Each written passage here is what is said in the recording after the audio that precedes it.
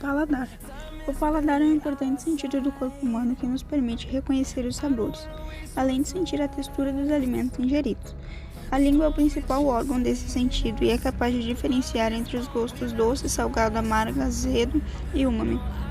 Na língua, principalmente, são encontradas diversas estruturas chamadas de botões gustativos. Os botões gustativos estão localizados principalmente na região das papilas, variando em quantidade em cada um dos tipos.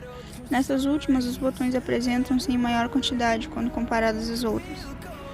Hoje sabemos que os botões gustativos estão espalhados pela superfície dorsal de toda a língua, na região do palato, epiglote, faringe e laringe, de maneira que permite a percepção do gosto em qualquer uma dessas partes. Os receptores gustativos são estimulados graças a substâncias químicas presentes nos alimentos que desencadeiam o impulso nervoso. Percebe-se, portanto, que existem diferentes células especializadas para a percepção de um determinado gosto. Após a percepção desses sinais, o impulso nervoso deverá ser levado ao sistema nervoso central, onde será interpretado. Pesquisas recentes demonstram que cada sabor ativa uma região específica do córtex gustativo, com exceção do azedo, que aparentemente não é interpretado neste local. Curiosidade: você sabia que a temperatura pode influenciar no sabor do alimento? Quando temos alimentos mais frios, percebemos melhor o gosto azedo. Quando o alimento está com uma temperatura maior, percebemos ele mais doce. Sendo assim, chocolates que ficam guardados na geladeira apresentam-se menos doce que aqueles consumidos na temperatura ambiente.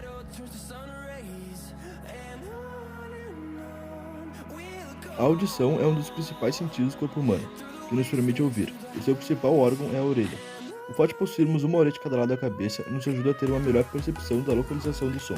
A orelha humana é dividida em 3 segmentos: orelha externa, orelha média e orelha interna. As suas principais partes são: o pavilhão articular, que é a parte mais externa da orelha, formada por cartilagens, é por onde as ondas sonoras entram no canal auditivo. O canal auditivo faz a ligação entre a orelha média e o exterior. O martelo, a bigorna e o estribo são pequenos ossos localizados na orelha média. O tímpano, membrana extremamente fina que separa a orelha externa da orelha média, transmite a vibração das ondas sonoras aos pequenos ossos localizados na orelha média. A cóclea é um órgão receptor sensível a diferentes alturas de som, responsável por converter a vibração das ondas sonoras em impulsos elétricos. A janela oval, a abertura que liga a orelha média à orelha interna. O nervo auditivo transmite informações ao cérebro que, depois interpretadas, permite a percepção do som. A orelha externa é a que chamamos comumente de orelha. Através dela são captadas as ondas sonoras do ar, que seguem pelo canal auditivo e logo a seguir passam pela orelha média, localizada mais externamente, fazendo vibrar o tímpano e os 3 pequenos ossos da orelha média, o martelo, a bigorna e o estribo.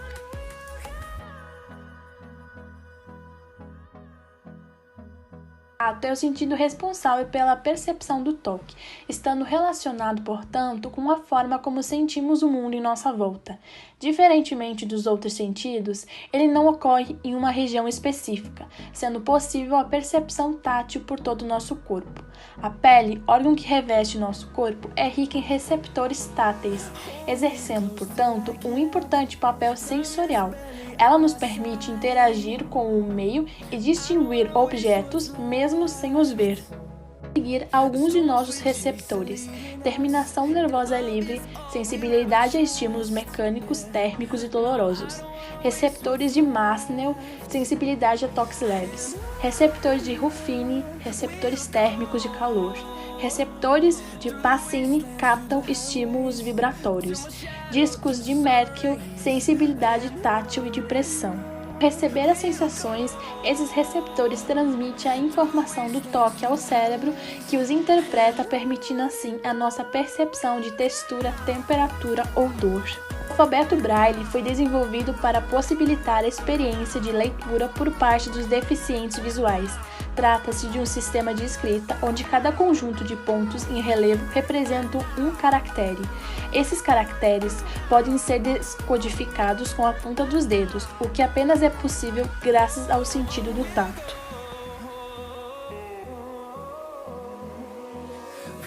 O olfato é um dos 5 sentidos e é através deles que os odores podem ser percebidos e distinguidos. E os seres humanos utilizam o nariz para perceber os odores. Usando o exemplo de uma flor, eu vou falar como é o funcionamento do olfato. Primeiro, as moléculas de cheiro se desprendem da flor e penetram no nariz. Essas moléculas aderem às ramificações dos neurônios olfativos, que formam o fundo da cavidade nasal.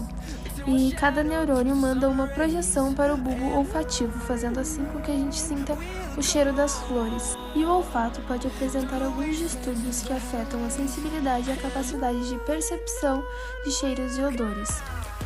As doenças do olfato podem interferir na degustação dos aromas de bebidas e comidas ou ainda na identificação de substâncias químicas e gases que podem gerar graves consequências. Algumas doenças que podem comprometer o olfato são anosmia, hiposmia e hiperosmia. Para ter ideia, as células com maior metabolismo de todo o nosso organismo estão juntamente no sistema ocular. Pois é, o olho é uma das estruturas mais incríveis do corpo humano, tão incrível que chega a ser cinematográfico.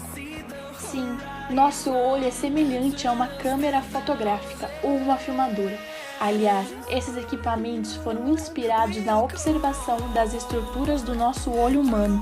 A retina, por exemplo, se parece como o filme fotográfico, enquanto a córnea e o cristalino são compatíveis com as lentes.